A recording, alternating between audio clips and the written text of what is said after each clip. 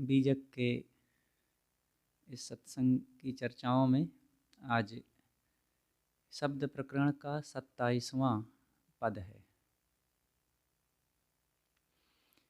भाई रे अद्भुत रूप अनूप कथ्यो है, कहाँ तो को पति आई। भाई रे अद्भुत रूप अनूप कथ्यो है, जहाँ जहाँ देखो तहाँ तहाँ सोई। सब घट रहा समाई, लक्ष्य बिनु सुख दरिद्र बिनु दुख। नींद बिना सुख सोवे, जस बिनु ज्योति रूप बिनु आशिक। ऐसो रतन बिहुना रोवे, भ्रम बिनु गंजन मणि बिनु नीरख। रूप बिना बहुरूपा, स्थिति बिनु सुरति रहस बिनु आनंद। ऐसो चरित अनूपा, कहीं कबीर जगत हरि मानिक। देखो चित अनुमानी, परिहरि लाखे लोभ कुटुंब तजी। भजहु न सारंग पानी, भाई रे अद्भुत रूप अनूप कथ्यो है। सद्गुरु कहते हैं, हे भाई, इस आत्म तत्व को ज्ञानियों ने बड़ा अद्भुत कहा है, बहुत विलक्षण कहा है, और यहाँ तक कहा कि वो बहुत दुर्लभ चीज है, बहुत महान है। वो बड़े मनोयोग पूर्वक, बड़ी साधना करते हुए, यत्न पूर्वक, धीरे धीरे वो समझ में आता है। और इस बात को अगर मैं कहता हूं तो भला कौन विश्वास करेगा? कितना ये आत्म तत्व का, साधना का और आत्म सुख की स्थिति का बहुत गहराई का पद है। इसके लिए गुरुदेव जी ने इस पद की हेडिंग ही दिया है, स्वरूप स्थिति तथा स्वस्वरूप का बोध, ज्ञान। तो साहब कहते हैं कि यह आत्म तत्व बड़ा अद्भुत है। इसको जानना, परखना, समझना सबके लिए आवश्यक है। जो मेरा अपना स्वरूप है, जो मैं खुद हूं, इसका बोध बड़ा कठिन भी है, और कठिन कुछ भी नहीं है। इसको समझा जाए, परखा जाए और इसकी साधना किया जाए तो अत्यंत सरल हो जाएगा। स्वयं की तरफ लौटना ये कठिन होता ही है। दूसरों के कपड़ों में लगे हुए दाग को देखना बड़ा सरल है, अपने कपड़ों के दाग को देखना कठिन है। सिर झुकाना पड़ेगा, अपनी तरफ उन्मुख होना पड़ेगा, तब कपड़ों के दाग को हम जान पाएंगे।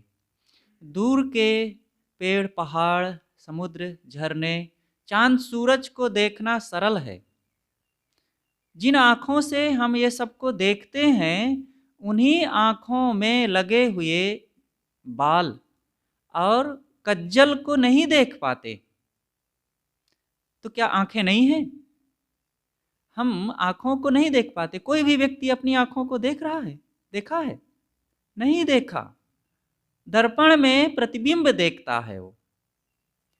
तो क्या आँखें नहीं हैं हमारी? हैं। कैसे हैं? क्योंकि हम आँखों से ही तो सबको देखते हैं। ऐसे ही जो आत्मा सबका ज्ञान करता है, सबको जानता है, सबको मानता है, वह आत्मा देखने की चीज नहीं है। तब उसको कैसे जाने, कैसे माने कि वो है, वो मैं ही हूँ?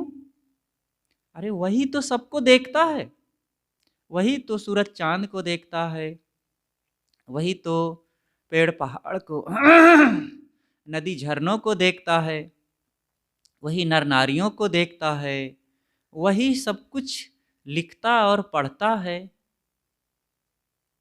जो सड़कों पर अनेक गाड़ियां धड़धड़ाते चल रही हैं, वही तो चला रहा है।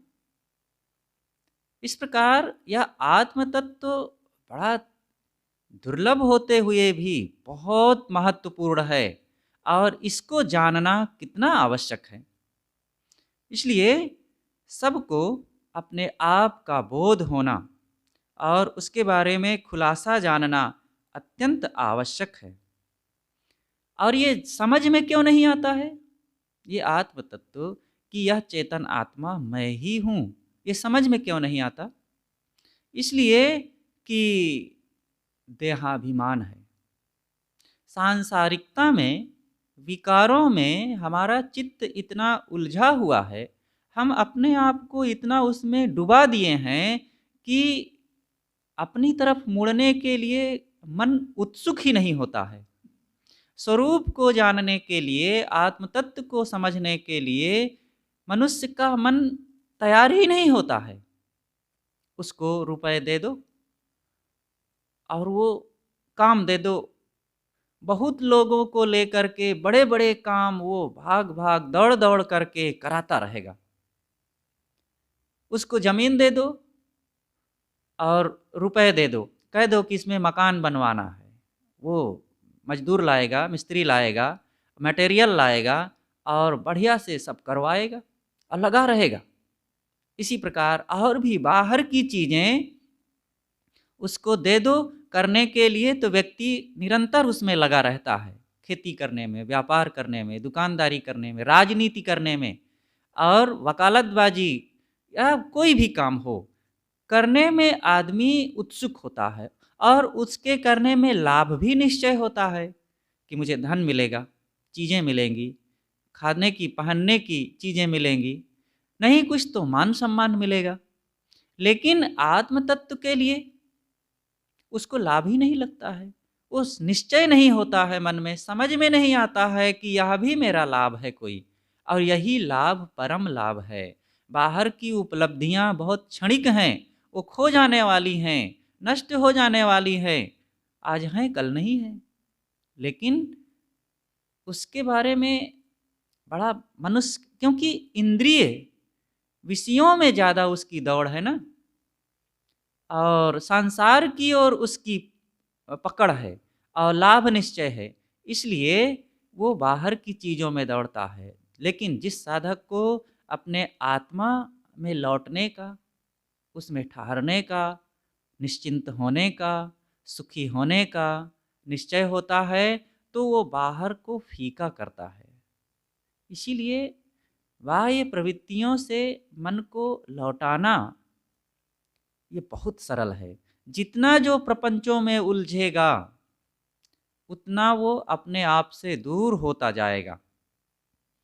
तो साहब कहते हैं, कहो तो को पतियाई, ये बड़ा अद्भुत विषय है। ज्ञानियों ने उसे अद्भुत विलक्षण कहा है और उसी के लिए गीता में बात आई है। कोई उसे अद्भुत आश्चर्य के समान कहता है, कोई उसे आश्चर्य के समान सुनता है, कोई आश्चर्य के समान देखता है और कोई आश्चर्य के समान देखते सुनते कहते हुए भी उसको नहीं समझ पाता है। आश्चर्यवत पश्यति, आश्चर्यवत वदति। इस प्रकार ये गीता का, महाराज श्री कृष्ण का उपदेश है। तो है आत्मतत्व तो ही है आश्चर्य के समान। जो व्यक्ति संसार की तरफ रात दिन दौड़ रहा हो, भाग रहा हो, उसको आत्मज्ञान होना आश्चर्य के समान ही है। लेकिन जो साधक है, जो निरंतर आत्मोन्मुख रहता है और सेवा सत्संग भक्ति करते हुए, मनन चिंतन करते हुए, संसार से उदास होकर के आत्माभिमुख होता है, उसके लिए धीरे धीरे वही सरल हो जाता है, क्योंकि वो अपनी निज वस्तु है। तो कहो तो को पतियाई, मैं इस बात को भला कहूँ तो कौन विश्वास करेगा। जहाँ जहाँ देखो तहाँ तहाँ सोई, सब घट रहा समाई। मैं जहाँ जहाँ देखता हूँ वहाँ वहाँ वही दिखता है। अब इसमें किसी को भ्रम हो सकता है कि पेड़ में, पहाड़ में, नदी झरनों में, पत्थर में, मिट्टी में, जल में क्या वही आत्मा दिखता है? तो साहब तुरंत उसका समाधान कर देते हैं, सब घट रहा समाई। जहाँ जहाँ का मतलब बाहर नहीं, घट घट में, सभी प्राणियों में, वो चाहे छोटे हों या बड़े, हाथी हो या चींटी, सब में वही समाया हुआ है आत्म तत्व। सब घट रहा समाई, सभी देहधारियों में वही चेतन तत्व विराजमान है। उसको हम देख सकते हैं कि उसका आकार अलग अलग है, वो देहों का आकार अलग अलग है, आत्मा का आकार अलग नहीं होता है। और जैसे जैसे जिन जिन देहों में वो पहुंचता है अपने कर्मों के अनुसार, कर्माध्यास बस पूर्व के संस्कारों की कमाई उसने किया और उसी के अनुसार वो वर्तमान में देह पाता है। और जैसी देह पाया वैसे ही उसके कर्म स्वभाव आचरण शुरू हो गए। बिल्ली के शरीर में आता है तो वही आत्मा म्याऊं म्याऊं बोलता है, और जब मोर के शरीर में आता है तो मोर जैसे बोलता है। हाथी के शरीर में पहुंचा तो चिघाड़ता है, और घोड़े के शरीर में पहुंचता है तो हिनहिनाता है, गाय के शरीर में रंभाता है। तो आत्मा वही है, शरीर का अंतर होने से। जैसे व्यक्ति वही है, जब तबला बजाता है तो तबले जैसी आवाज आती है, बांसुरी बजाता है तो बांसुरी जैसी आवाज आती है, हारमोनियम बजाता है तो हारमोनियम जैसे। तो बाजा का अंतर हो जाने से आवाज में अंतर हो जाता है, व्यक्ति वही होता है।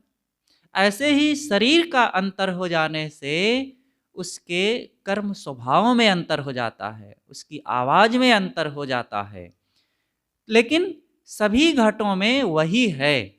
एक बार गुरुदेव जी गोंडा जिला में प्रवचन कर रहे थे, इसी पद पर अपना उपदेश कर रहे थे। तो बहुत लोग बैठे थे, भक्त लोग भी बैठे थे, एक पंडित जी भी बैठे थे। वे जब सुने तो उस समय तो नहीं बोले, जब घर गए तो अपने एक मित्र से कहे कि महाराज जी जो कह रहे थे कि वो आत्मा घट घट में है, वो व्यवहारिक नहीं है, कण कण में है, ये व्यवहारिक है, कण कण में है। तो उनके मित्र ने आकर गुरुदेव जी से कहा कि ऐसे कह रहे थे। गुरुदेव जी ने कहा कि घट घट में ही व्यवहारिक है। घट माने होता है देहधारी प्राणी। तो घटों को हम बचा सकते हैं, घटों में थूकें ना, मतलब किसी प्राणी के ऊपर थूकें ना, किसी प्राणी के ऊपर पैर ना रखें, किसी प्राणी के ऊपर मलमूत्र ना करें, किसी प्राणी के ऊपर हम चोट ना पहुंचावें, ये तो हो सकता है। लेकिन किसी पदार्थ में, किसी जगह में, किसी कण में हम थूकें ही ना, और मलमूत्र का विसर्जन ना करें, कहीं चोट ना पहुँचावें, ये कैसे संभव है? अरे चलेंगे तो किसी कण पर चलेंगे, जहाँ आप कोई भी क्रिया करेंगे, देखो बैठे हैं तो किसी कण पर ही तो बैठे हैं। पेड़ को काटना, सब्जी को काटना पड़ेगा और कहीं ठोक-ठाक करना पड़ेगा, मशीनों को, पत्थर को, लोहा को कूटना पड़ेगा, तो कण को कैसे हम बचा सकते हैं? और घट घट में ये पता है कि इसमें जीव है, इसको दुख होता है, इसमें सुख होता है, तो उसको हम बचा सकते हैं और उसी की सेवा कर सकते हैं, उसका सम्मान कर सकते हैं, उस पर दया कर सकते हैं। जहाँ जीव है वहीं पर तो दया की जाएगी, उसी को क्षमा किया जाएगा और उसी को समझाया जाएगा, उसी को डांटा जाएगा। लोहा से चोट लग गई तो उसको हम गुस्सा करके कोई मारता है क्या, लात से मारे? तो इस प्रकार घट घट में ही व्यवहारिक है, कण कण में व्यवहारिक नहीं। तो वो बहुत अच्छी तरह से समझ गए, उन्होंने कहा कि ये तो बिल्कुल साफ बात है, अब मैं जा करके उनको कहूँगा। तो इस प्रकार साहब कहते हैं, सब घट रहा समाई, लक्ष्य बिनु सुख दरिद्र बिनु दुख, नींद बिना सुख सोवे। लक्ष्य के बिना वो सुखी रहता है। ज्ञानी पुरुष जिसने अपने स्वरूप के बारे में अच्छी तरह समझ लिया है, वह बाहर की लाखों रुपए या करोड़ों रुपए या बहुत बहुत धन संपत्ति ऐश्वर्य के बिना भी वो बहुत सुखी रहता है। दुनिया में लोग सुख मानते हैं कि इतना धन हो, इतनी संपत्ति हो, इतनी हमारे पास साम्राज्य हो, तब हम सुखी होंगे। साहब कहते हैं कि वो इन संपत्ति ऐश्वर्य के बिना भी बहुत सुखी रहता है। लक्ष्य बिनु सुख और दरिद्र बिनु दुख, उसी आत्म तत्व को समझे बिना। मतलब संसार के लोगों को दरिद्रता नहीं है, बाहर से धन संपत्ति की कमी नहीं है, सब चीज से संपन्न है। गाड़ी है, मोटर है, धन है, घर है, पुत्र है, परिवार है, सुंदर पत्नी है, पति है और सब कुछ है। लेकिन ये सब दरिद्रता ना होते हुए भी वो दुखी हैं। क्यों? क्योंकि उस आत्म तत्व को वो जानते नहीं, उसको समझे नहीं, उसको पहचाने नहीं और उसको संतों के पास सत्संग में जाकर के उसकी निरख परख नहीं किए, इसलिए वे दुखी हैं। तो साहब कहते हैं दरिद्र बिनु दुख। लाखों की संपत्ति के बिना भी ज्ञानी सुखी रहता है और ये सारी संपत्ति होते हुए भी संसारासक्त मोही जीव दुखी रहता है। नींद बिना सुख सोवे। सदगुरु कहते हैं कि वो ज्ञानवान बोधवान ज्ञानी पुरुष जब अपने आप के बारे में ठीक से विचार मनन चिंतन कर लेता, उसमें ठार गया, तो नींद के बिना सोता है, सुख से सोता है। नींद में जो सुख का अनुभव होता है वह अनुभव ज्ञानी को सब समय होता है। नींद में कौन सा अनुभव होता है? निश्चिंतता का, प्रसन्नता का और क्लेश रहित, दुख रहित। चाहे कर्जदार हो तो कर्ज का दुख नहीं, रोगी है तो रोग का दुख नहीं, गरीब है तो गरीबी का दुख नहीं, और कहीं से सताया जा रहा है बाहर, लेकिन नींद लग गई तो सारा दुख समाप्त। भूख प्यास का भी दुख नहीं। तो नींद में जो सुख का अनुभव होता है ज्ञानी पुरुष सब समय अनुभव करता है। उसको कोई चिंता नहीं, कोई भय नहीं, कोई दुख नहीं, कोई मानसिक पीड़ा नहीं। तो नींद बिना सुख सोवे। धनियों को ये ज्ञान की बात सुन करके और ऐसे ज्ञानियों की के अनुभव का सुख सुन करके ईर्षा होती होगी कि हम तो बिस्तर पर जाकर नींद के समय में भी फिर भी नहीं सो पाते हैं, और इनको कैसे नींद आ जाती है? आती है क्योंकि उनके मन में कोई क्लेश नहीं। उन्होंने वो कमाई किया है आत्म सुख का, आत्मस्थिति का, आत्मज्ञान में ठहरने का, और उन्होंने वो कमाई नहीं किया। रात दिन विषयाकार बुद्धि बनी रही, देहाकार बुद्धि बनी रही, तो वे दुखी रहेंगे ही। और ज्ञानी पुरुष, साधक, संत जो आत्मचिंतन में लगा हुआ है, आत्मस्थिति का काम करता है, वो संसार की छूटने वाली क्षणिक चीज़ों की तरफ अपने मन को ले ही नहीं जाता है। रही बात व्यवहार की, तो जीवन गुजर का व्यवहार, लोगों से मिलने जुलने का व्यवहार, वो व्यवहार कर लेता है और ये माने रहता है कि ये सब मैं नहीं हूँ, ये सब मेरा नहीं है, मैं केवल मैं हूँ। तो साहब कहते हैं नींद बिना सुख सोवे, जस बिन ज्योति रूप बिनु आशिक, ऐसो रतन बिहूना रोवे। जस के बिना ज्योतित्व वो रहता है। लोग बाहर नाम कमाना चाहते हैं कि हमें इतना फूल मालाएं मिले, इतना सम्मान मिले, तब हम सुखी रहेंगे। सदगुरु कहते हैं वो ज्ञानी पुरुष बाहर से किसी फूल माला की और जप की, यश की, कीर्ति की, मान बढ़ाई की अपेक्षा नहीं करता। उस यश के बिना भी वो ज्योतित रहता है, सदैव अंदर में वो प्रकाशित रहता है, सुखी रहता है। रूप बिनु आशिक, उस आत्मा का कोई रूप नहीं है। उसका कोई रूप है? को लाल पीला काला हरा छोटा बड़ा गोरा सांवला नर नारी का रूप, कोई आत्मा का रूप नहीं है। लेकिन अरूप होते हुए, रूप ना होते हुए भी उस आत्मा में ज्ञानी पुरुष आशिक होता है। दुनिया वाले आशिक कैसे हैं? वो किसी नर नारी को देख लिए, किसी पदार्थ को देख लिए, कोई खाने पीने की चीज़ें देख लिए, बस लुभा गए, रीझ गए, उसी में चिपक गए और उसको पाने के लिए जायज़ नाजायज़ करने लग गए। और पाए कि नहीं पाए, पाए तो छूट गई और नहीं पाए तो दुखी हैं, बेचैन हैं। लेकिन ज्ञानी जो साधक है, जो आत्मचिंतन में लगा हुआ है, उस आत्मा में कोई रूप ना होते हुए भी रात दिन उसमें आशिक होता है, उसका मोही होता है, उसमें आसक्त होता है, उसको पाने के लिए लालायित होता है।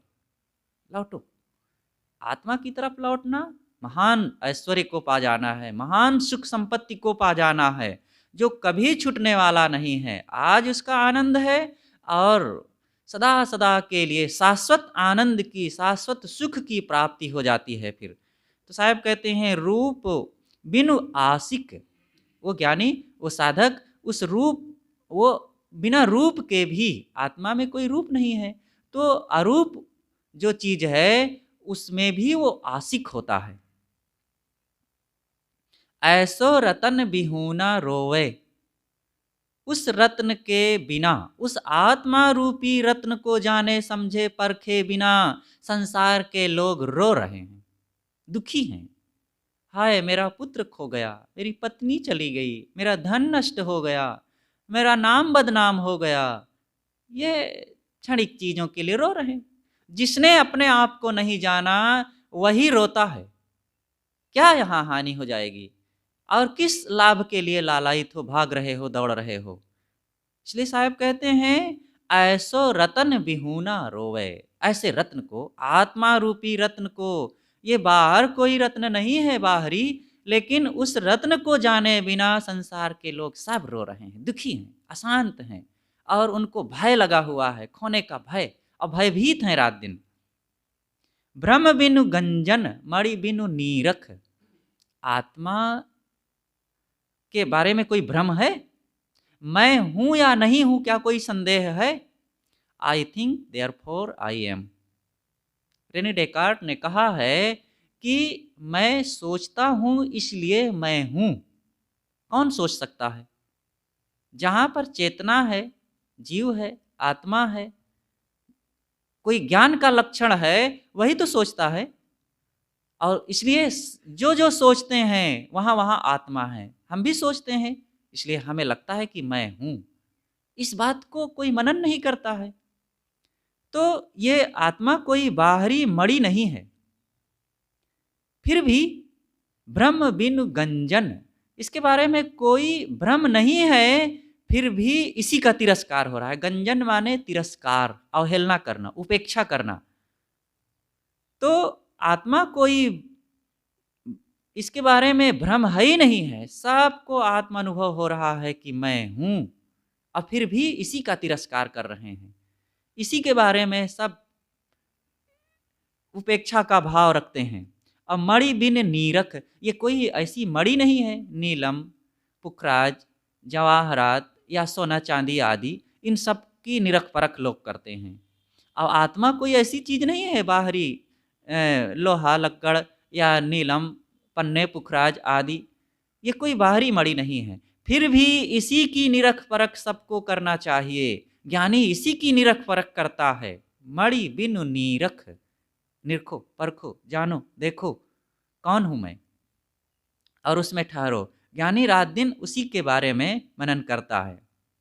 रूप बिना बहुरूपा, उसका कोई रूप नहीं है, फिर भी बहुरूप वालों हैं।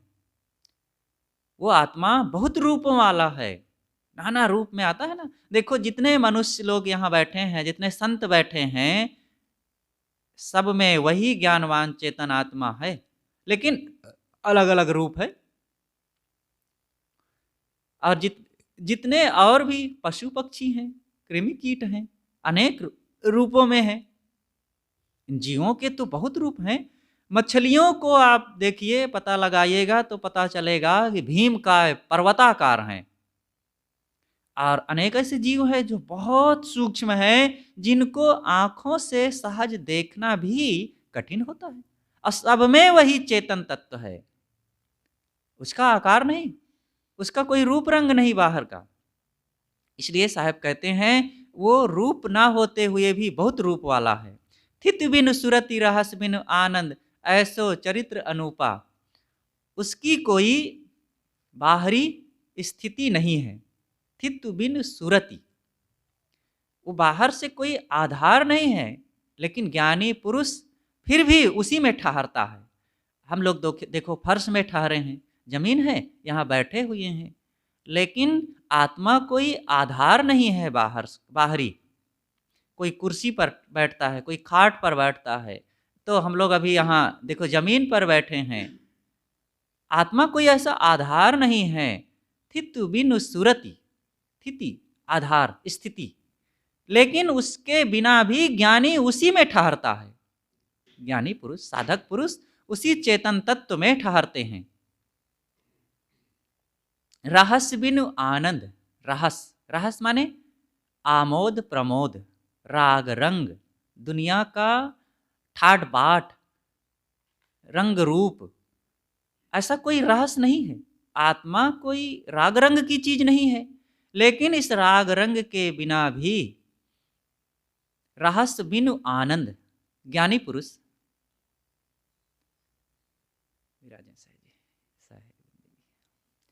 ज्ञानी पुरुष उसमें आनंदित होते हैं। जो साधक हैं, आत्मलीन हैं, वे कोई बाहरी रहस्य, आमोद प्रमोद, राग रंग ना होते हुए भी उसमें बहुत आनंद प्राप्त करते हैं। उनका आनंद बाहर का नहीं होता, चीज़ों का, प्राणी पदार्थों का, भोगों का आनंद सब गंदा, क्लेशपूर्ण, दुखपूर्ण, भयपूर्ण है। लेकिन आत्मानंद अस्थाई आनंद है, शाश्वत आनंद है, नित्य का आनंद है और कभी ना छूटने वाला आनंद है, देहातीत आनंद है। इसलिए साहब कहते हैं कि रहस्य बिनु आनंद ऐसो चरित अनूपा, ऐसा उस साधक का, ज्ञानी का विलक्षण जीवन होता है, चरित्र होता है। वो दुनिया वालों को या देहासक्त, संसारासक्त मनुष्य को ज्ञानियों का सुख नहीं दिखता है। जब उधर कुछ यात्रा करता है, व्यक्ति चलता है, सत्संग में जाकर के उसके बारे में समझता बूझता है, तब धीरे से वो बात समझ में आती है। कहाँ कबीर जगत हरि मानिक, देखो चित अनुमानी। सदगुरु कहते हैं कि हे लोगों, ये संसार में हरि ही माणिक है। हरि, अब ये तो पता ही है कि साहेब के ज़माने में अनेक प्रकार के मतपंथ थे, अनेक मान्यतावादी लोग थे। तो साहेब एक संत थे, उपदेष्टा थे, आत्मलीन थे, लेकिन वे किसी को दुखाने वाले नहीं थे। उनके शब्दों को ले लेते थे और उसका अपना अर्थ देते थे। किन्हीं के शब्दावलियों में पढ़ करके उसमें अपने को नहीं खोते थे, बल्कि उनकी शब्दावलियों को लेकर के अपने में वो पचाते थे और पचा करके उसका अपना एक विवेक पूर्वक अर्थ देते थे। तो साहब यहाँ कहते हैं कि जगत हरि मानिक, संसार में हरि ही माणिक है। हरि आत्मा, साहब का हरि आत्मा है। राम भी उसे कहते हैं, हरि भी कहते हैं, विष्णु भी कहते हैं, और अनेक नाम से भी साहब ने आत्मा को संबोधित किया है। तो संसार में आत्मा ही एक मणि है, रत्न है, कीमती चीज है। देखो चित अनुमानी, चित्त में बहुत खोजबीन विचार करके, एकांत में बैठ करके, आत्मनिग्रह का भाव रख करके उसको देखो, मनन करो। परिहरि लाख लोभ कुटुम दच, क्या तुम ये बाहर की चीजों में मोह लोभ कर रहे हो? छोड़ो। लाख लोभ और कुटुंब का मोह, चीजों, रुपयों, पदार्थों का लोभ और परिवार का मोह, ये लोभ और मोह ही तो हमको आत्मज्ञान से, आत्मस्थिति से दूर कर देते हैं। इसलिए साहब का ये आदेश है, उनका उपदेश है, बड़ी करुणापूर्वक कहते हैं कि परिहरि, छोड़ो। कहाँ तक उसमें चिपके रहोगे? अरे उसको पकड़ो जो साथ दे सके, जिसमें सुखी हो सको, जिसको पा करके मन में आनंद आ सके और तुम्हारे जन्मों जन्मों के दुख मिट सकें। परिहरि लाख लोभ कुटुंब तजी, भजहु न सारंग पानी। उस आत्म तत्व को, स्वरूप ज्ञान को भजो ना। सारंग पाणी, सारंग कहते हैं धनुष को, सारंग धनुष, और पाणी माने हाथ। जो हाथ में धनुष धारण करता हो, धनुष रखता हो, उसका भजन करो ना। देखो अब यहाँ भी अन्योक्ति अलंकार में साहब कहते हैं कुछ और अर्थ होता है कुछ। यही तो कबीर वाणी और वेदों के बातें, ऋषियों की वाणी को समझना इसीलिए सरल नहीं है। और साहेब अन्योक्ति अलंकार में कहना खूब जानते हैं। अन्योक्ति अलंकार कह करके दूसरों को आकर्षित किया जाता है और उनका मन लगता है सुनने में, वो सोचने के लिए मजबूर होता है, चौंकता है व्यक्ति, अरे यहाँ साहेब क्या कह दिए। तो वही बात साहेब अच्छी तरह से कहना जानते हैं। एक जगह देखो, अनेक जगह आई है बात, एक उदाहरण ले और, केरा तबही न चेतिया जब ढिग लागी बेर, अब के चेते क्या भया जब काट ही लेना घेर। केरा तभी नहीं सावधान हुआ जब उसके पास में बेर उगा। जब केला बड़ा हुआ, उसके पत्ते हुए, हवा के झोंकों से मस्त धीरे धीरे हिलता है, और लेकिन पास में बेर का पेड़ उगाया। अब बेर का पेड़ जब उगा तो वो भी थोड़ा बड़ा हुआ, अब उसमें कांटे हैं, अब वो भी हिलता है, और कांटे टकरा करके केले के पत्ते में पत्ते को चींधी चींधी कर रहे हैं। तो साहब केले को कहते हैं कि तुम पहले से सावधान ना हुए जब तुम्हारे पास बेर उगा, और अब पछताने से क्या हुआ कि जब तुम्हारे पत्ते केले बेर फाड़ रहे हैं। यहाँ पर ना केले के लिए उपदेश है, ना बेर के लिए।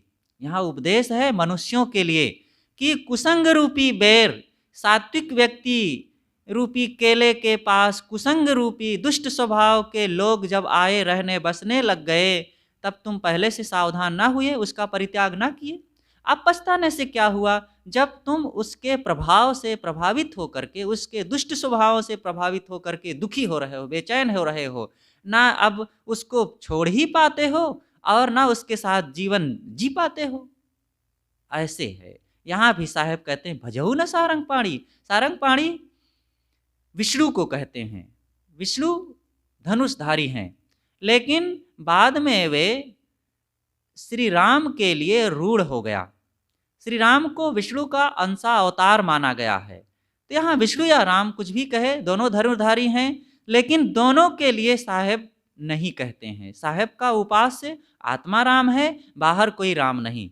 वे बार बार साहेब कहते हैं, कहें कबीर ये हरि के बूता राम रमेते कुकुरी की पूता, या घट घट में जो रम रहा है सोई मेरा राम, हृदय बसे ते ही राम न जाना। तो साहेब आत्मा राम का ही यहाँ पर संकेत करते हैं, इसलिए बाहर न जा करके हमें स्वरूप का मनन चिंतन करना चाहिए। इस पद में स्वरूप ज्ञान तथा स्वरूप स्थिति के लिए बहुत मार्मिक उपदेश दिया गया है, और पहले ही साहेब लोगों को बता दिए हैं कि ये अद्भुत बात है और ये बहुत विलक्षण चीज़ है। दुनियादारी लोग इसको आश्चर्य के समान देखते हैं, और बड़े बड़े ज्ञानी भी इसको आश्चर्यवत समझते हैं, क्योंकि ज्ञान होते हुए भी वे आत्मलीन ना हुए, साधना ना किए, तो उनको बड़ा कठिन लगता है। लेकिन जो साधक होगा और गुरु संतों के सानिध्य में जाकर के अंतर्मुखी वृत्ति अपनाएगा, उसके लिए बड़ा सरल हो जाएगा। इसलिए इसी का चिंतन मनन होना चाहिए, और बहुत विचारणीय ये पद है, और हम सबको इसका मनन चिंतन करके पूरा लाभ लेना चाहिए, और यही जीवन का अंतिम लाभ है। बाहर के सारे लाभ तो सब छुटने वाले क्षणिक हैं, इसलिए इस आत्म लाभ को महान लाभ समझ करके इसी में सबको ठहरना चाहिए। देव की जय।